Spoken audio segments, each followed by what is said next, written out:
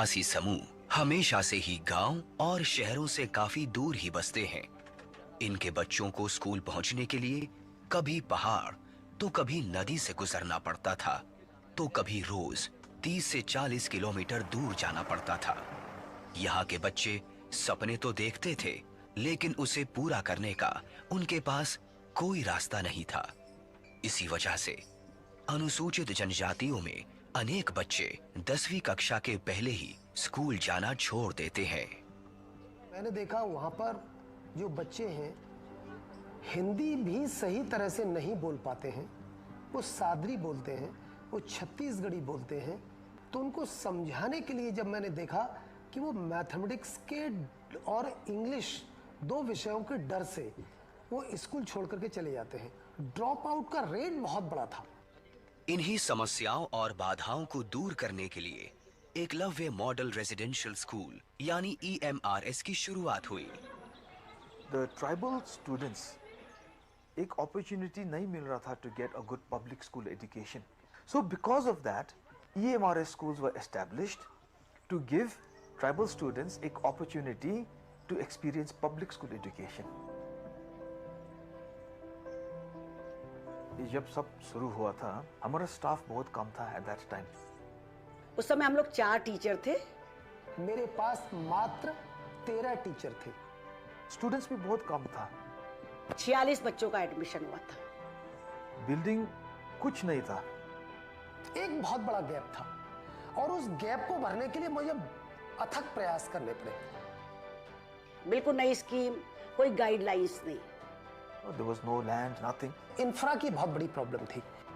10-12 piece desk, bench था, एक table था। जरा सा मौसम खराब हो, लाइट चली जाए, लाइट चली जाए तो पानी नहीं चढ़ेगा। बहुत छोटा सा गांव था, रोड्स भी अच्छा नहीं था ना, so vehicles used to refuse to come to this place of Kangyep. सिर्फ स्कूल शुरू करके ही इन समस्याओं का समाधान नहीं होता। इन स्कूलों को आधुनिक और यहाँ पढ़ने वाले बच्चों को मुख्य धारा के काबिल बनाना भी जरूरी था। 2019 में शुरू की गई केंद्रीय क्षेत्रक योजना में एकलव्य स्कूल का बजट बढ़ाया गया ताकि ये स्कूल देश के किसी भी प्राइवेट या पब्लिक स्कूल से पीछे ना रहें।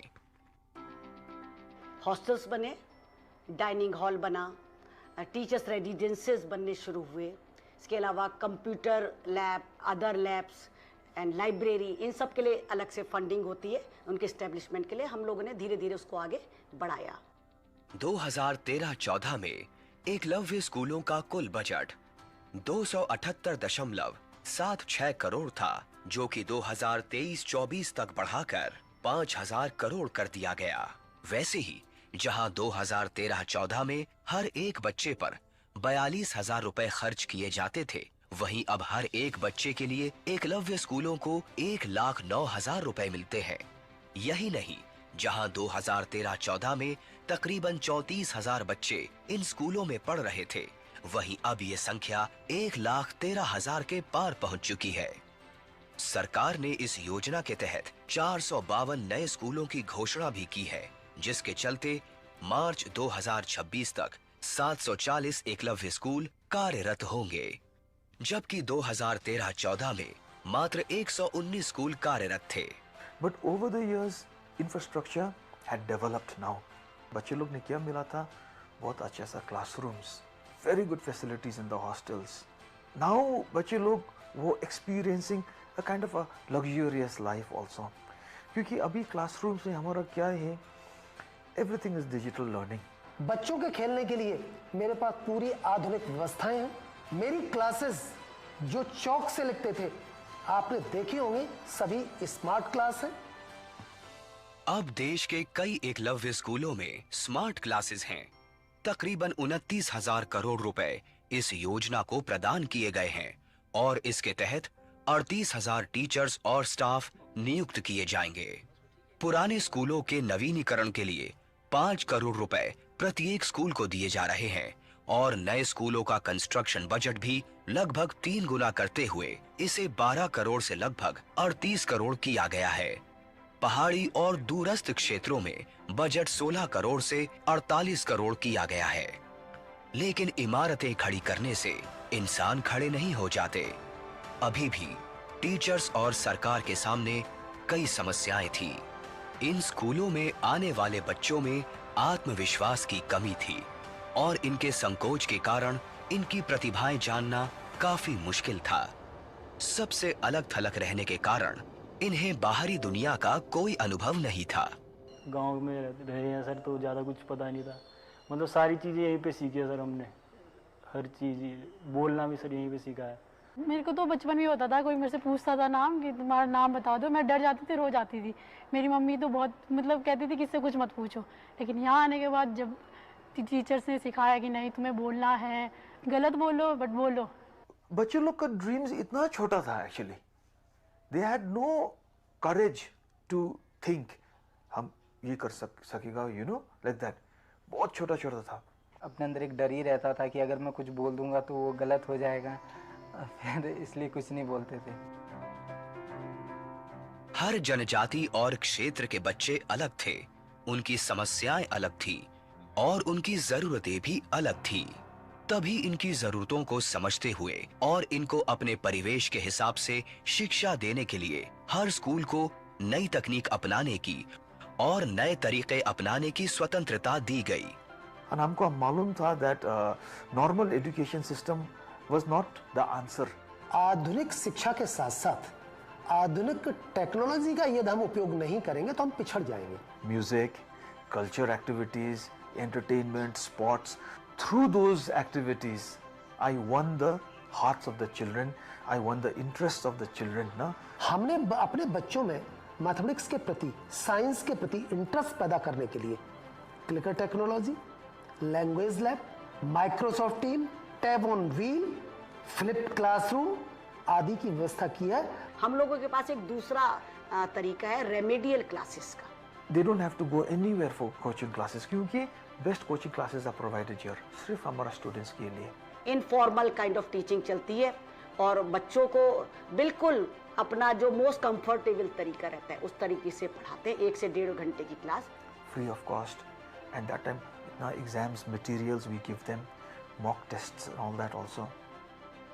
ये बच्चे महज 10 से 11 वर्ष की आयु में ही अपना भविष्य बनाने के लिए 6ठी कक्षा से ही अपने घर और परिवार से दूर यहाँ रहकर पढ़ते हैं। घर पर शिक्षा का उचित वातावरण न होने के कारण इन बच्चों को अपना भविष्य संवारने के लिए उचित मार्गदर्शन नहीं मिल पाता था।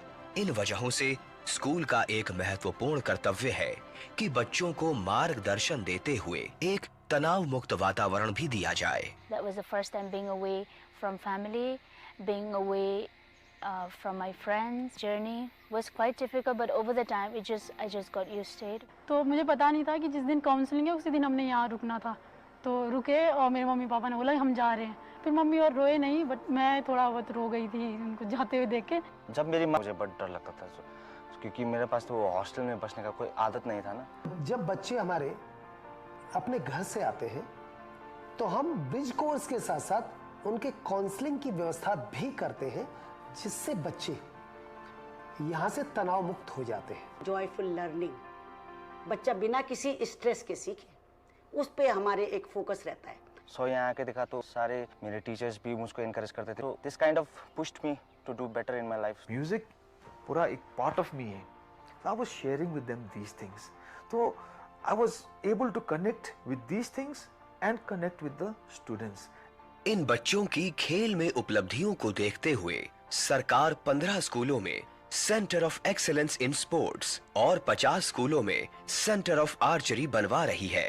इन खेलों से ये बच्चे एकजुट होकर और साथ में मिलकर निरंतर प्रयास करना भी सीख रहे हैं। बॉक्सिंग में निश्चित रूप से हमारे मध्य प्रदेश में भी कोई माहौल नहीं था, लेकिन मैंने ये देखा है कि हमारे ट्राइबल बच्चे बड़े ऊर्जावान होते हैं। बॉक्सिंग के एक्सपर्ट्स को हम बुलाते हैं और करीबन 4 से 5 माह तक प्रतिदिन 1 घंटे उनकी प्रैक्टिस कराते हैं, जिसके परिणाम ये है कि देश में सर्वाधिक बॉक्सिंग में हम लोग मेडल प्राप्त कर रहे हैं। बच्चे लोग maximum of them interested in sports.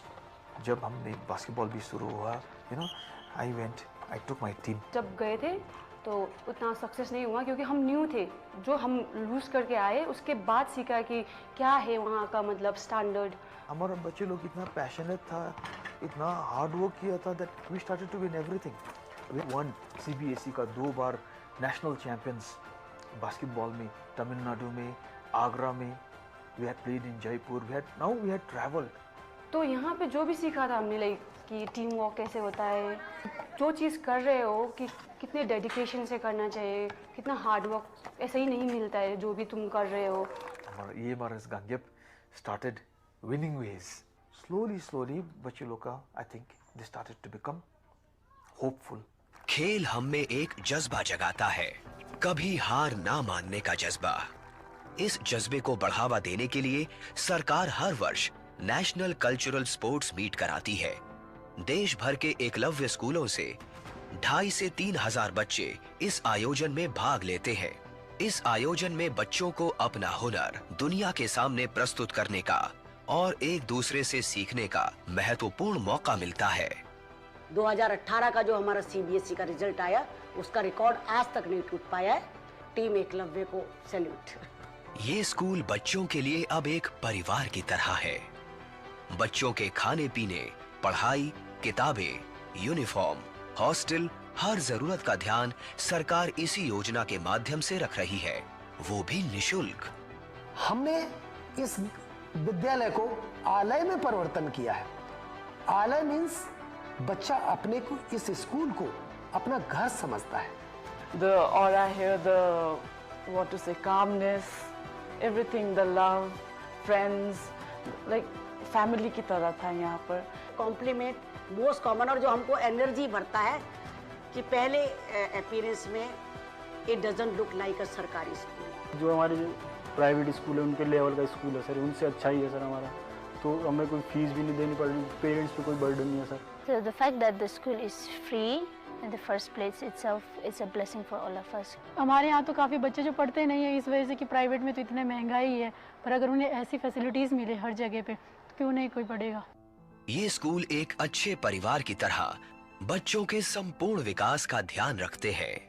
आधुनिक शिक्षा के साथ ये भी जरूरी था कि बच्चे अपने पारंपरिक समाज और संस्कृति से जुड़े रहें और कामयाब होकर इस समाज और संस्कृति के विकास में योगदान दें। धीरे धीरे लोग अपने जड़ों से दूर होते जा रहे हैं और जो सांस्कृतिक विरासत है विशेष रूप से ट्राइबल कम्युनिटी की, ये तो जीवित रहनी चाहिए। हमने बच्चों से कहा जो चीज आपके डेली यूज में है उसे लाइए। आज की डेट में 250 से 300 आर्टिकल हमारे पास हैं। उनकी संस्कृति को यदि हम संरक्षण नहीं करेंगे तो यहाँ पर उनको अरुचि होगी और विद्यालय के प्रति उनका आकर्षण खत्म हो जाएगा।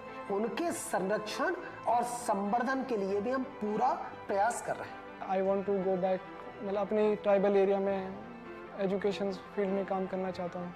Being from a tribal society, I always wanted to do better for my people in a mass. मैं लोगों के बीच में रह के उनकी परेशानी समझना चाहती हूँ और मैं अगर नेता बनी तो मैं एक ऐसे ही स्कूल खोलूंगी जिसमें मेरे गांव के बच्चे और मेरे ब्लॉक के सारे बच्चे पढ़े। और इस सब का नतीजा आज आप सबके सामने है। तो मुझे IIT रुड़की में मैथमेटिक्स एंड कंप्यूटिंग ब्रांच होती है, वो मिली है। IIT धनबाद है सर। अभी मैं PhD की प्रिपरेशन कर रही हूँ। MBBS doctor, currently working in a private hospital in Gangtok, East Sikkim. मुझे बताते हुए बड़ा प्राउड फील हो रहा है कि हम लोग 2019 में जब अचानक से हमें एक इनविटेशन लेटर मिला कि म्यूजिक ग्रुप की टीम को राष्ट्रपति भवन में एक विशेष परफॉर्मेंस के लिए इनवाइट किया गया। फरवरी 2023 में भारत की ऑनरेबल प्रेसिडेंट श्रीमती द्रौपदी मुर्मू ने एकलव्य स्कूल के बच्चों को राष्ट्रपति भवन में आमंत्रित किया।